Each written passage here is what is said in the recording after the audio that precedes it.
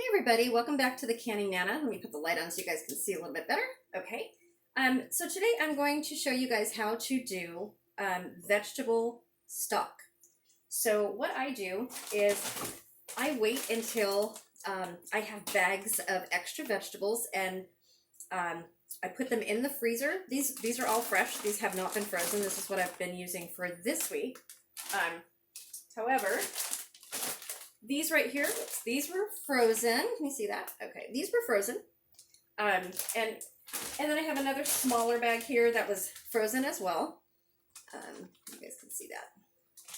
So all I do is I fill the stock pot, and this is one of my 19 quart, I think it is, stock pots. And I'm going to just simply put the vegetables in there. Everything I've gathered, and for this vegetable stock, it's going to be celery and carrots and onions. There is a bit of cabbage. Let's see, bit of cabbage. I'm going to put some garlic cloves in there. Peppercorns. I need to find my peppercorns because I don't have them right here where I can get them, where all my other spices are. But as you can see, you just keep everything. I mean, the pieces that you normally would throw away, you want to put in a plastic bag and store them until you have enough to make a good hearty vegetable stock. So, like this right here, it's just a piece of the onion. Now, you can cut a whole onion, put the onion in there, paper and all, roots and all. Make sure that you clean them really well if you're going to do that, though. You can put potatoes in this if you'd like. Let's see how full that is. That's like half full. Any vegetable you want. Some spinach, some kale. Like I said, I've got cabbage in the refrigerator. I'm going to cut and put up. I'm going to add to this a bay leaf, if I can get it out of here. Okay, so I'm going to do this after the video. If you guys can see, I've got a spring thumb, so I can't open this right here. I've got to fight with a little bit, and I'm not going to do that on camera. So I will put a bay leaf in there, and you don't want to put too much bay leaf in. At the most 2.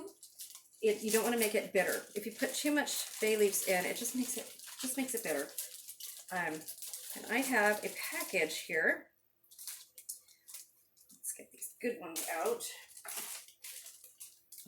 Oops. I have a package here of green onions that I'm also just going to throw these in, just like this. I'm going to throw those in there. Nope, I'll take that out. Don't want any bad leaves in there. You can break it apart any way that you need to make it fit. I'll put one more in there. Sans the bad leaf. And all of the roots, we don't need those. I'm going to put that in there. I'm going to get my cabbage out.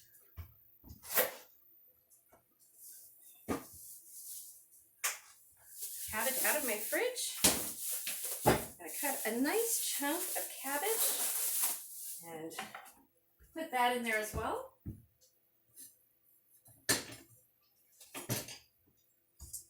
So after you put all of the vegetables that you want in your vegetable stock, all you want to do is fill it at least 8 cups. Ugh, that's not going to work. You ever tried working without a thumb? It's kind of hard. I'm going to have to cut this. I can't break it. Need a little help. I should have waited for my husband to get here, but I didn't. I'm just going to put those chunks in there. You want to cover it with water, at least 8 cups, like I said. I will probably cover it up to here. This is a big pot. And I am going to be cooking this at a very, very low simmer. As soon as it comes to a boil, very low simmer, I'm going to be cooking this overnight. You can cook this for a couple of hours. What I'm going to do is all of these vegetables are going to be strained. There you go. I'm going to use my immersion blender, and I will take you along for that when I'm there.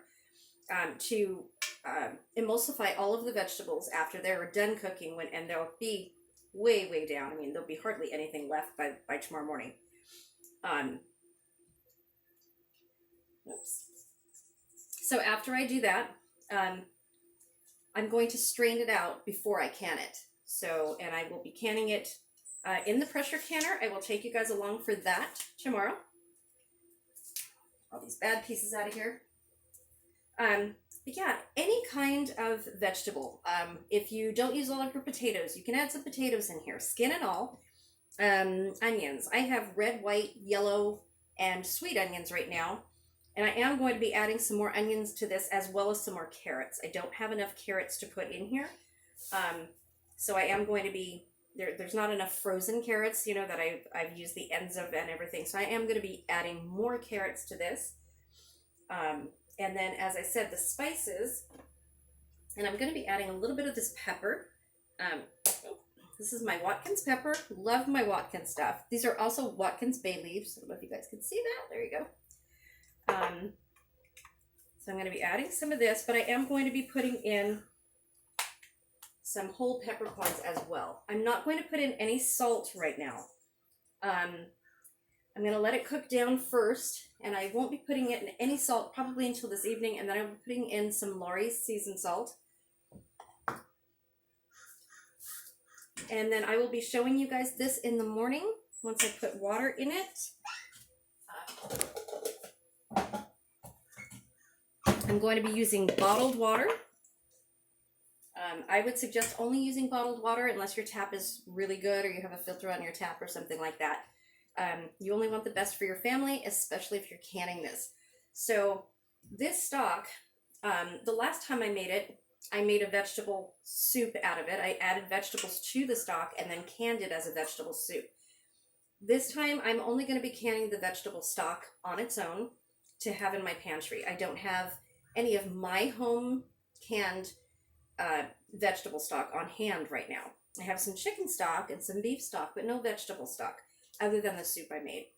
So this is going to go really well. Vegetable stock is really versatile. You can make, you can add it to rice, you can add it to potatoes.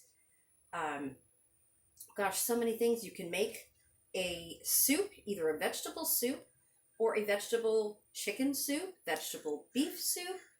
There's so many different things you can do, so many ways you can do this, so many ways to use it afterwards.